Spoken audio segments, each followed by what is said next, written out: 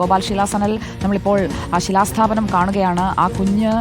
കുഞ്ഞിൻ്റെ ജീവൻ പൊലിഞ്ഞത് ഇക്കഴിഞ്ഞ മാസമാണ്. അവിടെ ഇപ്പോൾ അവൻ്റെ ആ വീടിൻ്റെ ഭിത്തിയിൽ അവൻ വരച്ചു വെച്ചിരുന്നു ഒരു കൊച്ചു വീട്. ആ വീടിൻ്റെ തുടക്കമാവുകയാണ്. അവൻ്റെ ആഗ്രഹങ്ങളിലൊന്ന് നടപ്പാക്കുകയാണ് സർക്കാർ, അല്ലേ?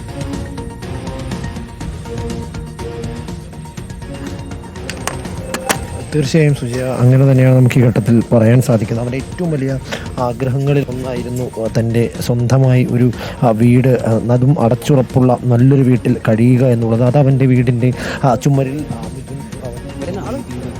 എഴുതി ഒരു ചെറിയൊരു വീടിൻ്റെ ചിത്രമൊക്കെ എന്ന തരത്തിലേക്ക് അവൻ അന്ന് വരച്ചു വെച്ചിരുന്നു. ആ വീടിൻ്റെ ആ ചിത്രം വളരെ നോവുളവാക്കിയതായിരുന്നു. അപ്പോൾ തന്നെ അതിന് തൊട്ട് പിന്നാലെ തന്നെ മന്ത്രി പ്രഖ്യാപിച്ചിരുന്നു NSSൻ്റെയും സ്കൗട്ട് ആൻഡ് ഗൈഡ്സിൻ്റെ നേതൃത്വത്തിൽ ഇത്തരത്തിൽ ഒരു വീട് മിഥുനു വേണ്ടി ഇവിടെ തന്നെ ഉയരും എന്ന്. മിഥുൻ്റെ വീട് എൻ്റെയും എന്ന പേരിൽ നടത്തുന്ന ഭവന നിർമ്മാണത്തിൻ്റെ ശിലാസ്ഥാപനമാണ് ഇപ്പോൾ തേവലക്കരയിലെ മിഥുൻ്റെ വീട്ടുമുറ്റത്ത് തന്നെ നടക്കുന്നത്. വിദ്യാഭ്യാസ വകുപ്പ് മന്ത്രി V. ശിവൻകുട്ടിയാണ് ഈ ശിലാസ്ഥാപന കർമ്മത്തിൽ പങ്കെടുക്കുന്നത്. പൊതുവിദ്യാഭ്യാസ ഡയറക്ടർ ഡോക്ടർ S. ഷാനവാസ്, അതിനോടൊപ്പം തന്നെ മറ്റ് പ്രധാനപ്പെട്ട MLA അടക്കമുള്ളവർ ഇവിടെ എത്തിച്ചേർന്നിട്ടുണ്ട്.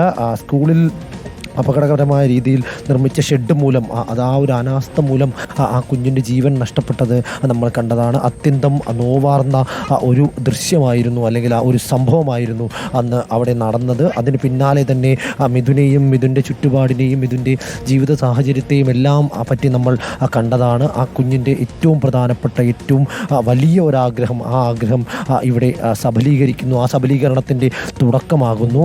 ആ പരിപാടിയുടെ ഔദ്യോഗിക ഉദ്ഘാടനം, ശിലാസ്ഥാപന ചടങ്ങ് ഇവിടെ പൂർത്തിയായിരിക്കുന്നു. ഇപ്പോൾ അതിൻ്റെ മറ്റ് നടപടികൾ നമുക്കതിൻ്റെ ദൃശ്യങ്ങളിലേക്ക് തന്നെ പോകാൻ സാധിക്കുന്നതാണ്. ഇതിൻ്റെ കുടുംബം വിദ്യാഭ്യാസ മന്ത്രി V. ശിവൻകുട്ടിയുടെ ഒപ്പമുണ്ട്. ആ കുടുംബത്തിന് കൈമാറുകയാണ്.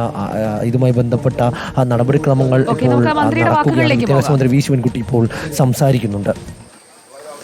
സംസ്ഥാന ഗവൺമെൻറ് ക്യാബിനറ്റ് കൂടി 10 ലക്ഷം രൂപ കൊടുക്കുന്നതാണ്. വിദ്യാഭ്യാസ വകുപ്പ് അത്യാവശ്യ ചെലവുകൾക്ക് വേണ്ടി പിന്നിപ്പോൾ 3 ലക്ഷം രൂപ ഞാൻ ഇപ്പോൾ ഇവിടെ കൊടുത്തിട്ടുണ്ട്. രണ്ടാമത്തെ മകൻ്റെ വിദ്യാഭ്യാസത്തിൻ്റെ എന്തെങ്കിലും ഇളവ് ചെയ്യാനുണ്ടെങ്കിൽ അത് ചെയ്യാൻ വേണ്ടിയുള്ള ഉത്തരവ് ഗവൺമെൻറ് ഉത്തരവ് ഇറക്കി കഴിഞ്ഞു. ഇതുകൂടാതെ നമ്മുടെ അധ്യാപക സംഘടന